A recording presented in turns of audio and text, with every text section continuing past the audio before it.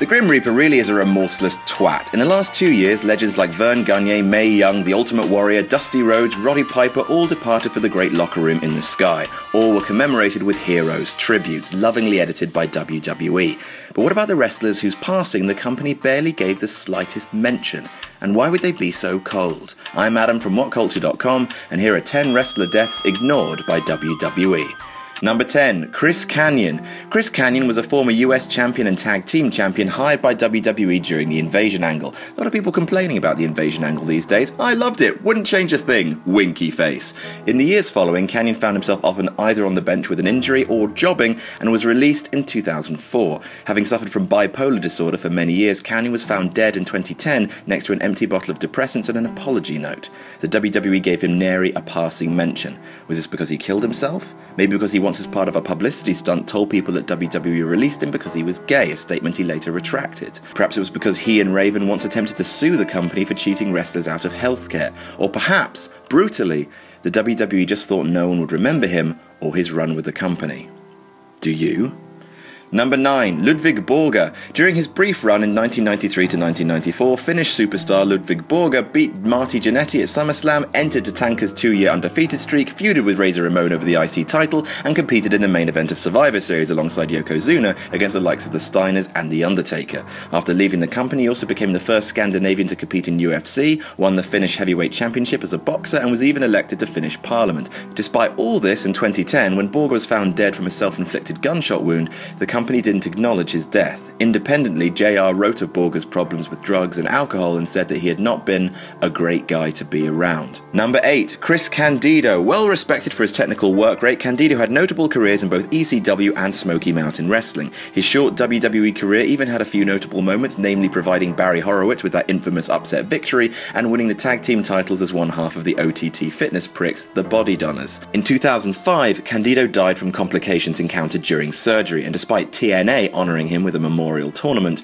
WWE made only one mention of the man during a gone but not forgotten memorial video for ECW stars during the One Night Stand event that year, a video that WWE management probably wanted no part of, but were forced to make by Paul Heyman. Number 7. Lance Cade. Over the course of his 7 years with WWE, Cade never really realised his potential. For 3 years he tagged with Trevor Murdoch in the truckiest tag team ever, winning the World Tag Team Championships 3 times. In 2008 he began a slow climb towards main event status, aligning himself with Y2J and feuding with Shawn Michaels, his former mentor, even earning a pinfall victory over HBK on Raw. However, after an abuse of prescription pills caused him to have a seizure on a WWE plane flight, he was released from his contract. Despite attending rehab in 2010, Cade died later that year to heart failure brought on by a mixture of drugs in his system. Number 6. Doink the Clown. And here we are, talking about a dead clown. Sorry everyone. Originally portrayed by Matt Osborne, Doink was one of the faces of WWE's cartoon period in the early to mid-90s. He was a clown who wrestled. That's just what happens sometimes.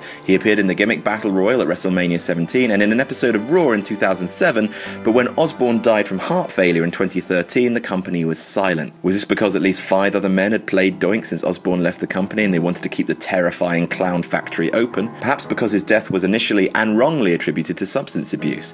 Eventually, a few lines were written on WWE's website, but hardly a fitting tribute for the iconic character. Number 5. Viscera. Big Daddy V, the world's largest love machine, passed away in 2014. He had a long and varied career with the company, including winning the King of the Ring tournament as Mabel and challenging for the WWF title at SummerSlam that same year. After leaving and returning to the company a number of times, Viscera was released for the final time in 2008. In February 2014, Viscera passed away from a heart attack, but received no mention on the Elimination Chamber pay-per-view less than a week later, or Raw the following night. It's not clear exactly why. The man had wrestled in 3 separate eras of the company, and despite being saddled with the large man addicted to sex gimmick that hindered Mark Henry and the Great Khali, was surely present in enough fans' minds for a tribute. Number 4. Nancy Benoit. Most people will unfortunately only know Nancy Benoit for being the woman killed by Chris Benoit during his fit of madness in 2007.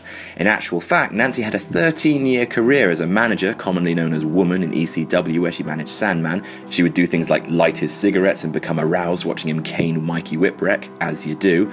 She then moved to WCW to join her real-life husband Kevin Sullivan, but after having a kayfabe affair with Chris Benoit, who was feuding with Sullivan, art imitated life, A romance between Nancy and Chris blossomed for real.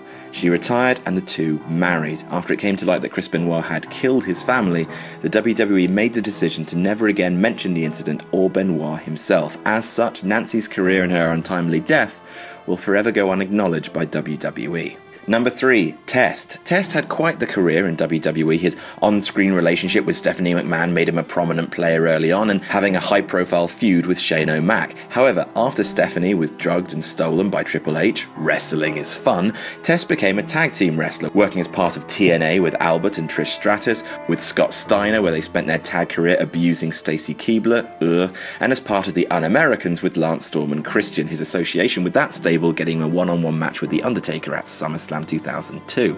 He won the European title, Intercontinental title, Hardcore title, tag titles, and regularly competed for the ECW World title.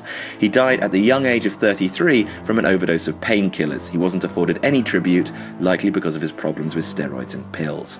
Number 2, Umaga. Umaga, racist gimmick though it most definitely was, got Eddie Fatu over in a big way. He was already a member of the Anoa'i family, I hope I pronounced that right, that gave us The Rock, Yokozuna, Roman Reigns and Rikishi.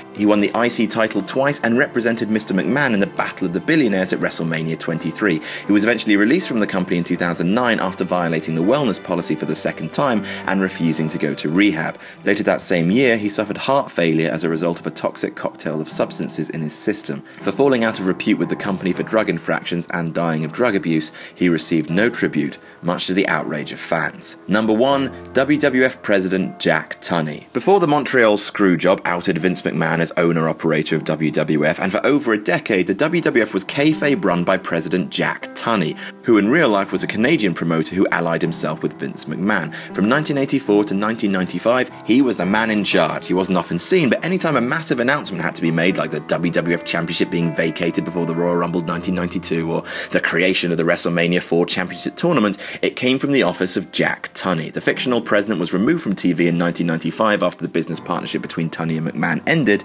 and when he died in 2004 of a heart attack, not one person from WWE attended his funeral, and his death went unreported on WWE.com.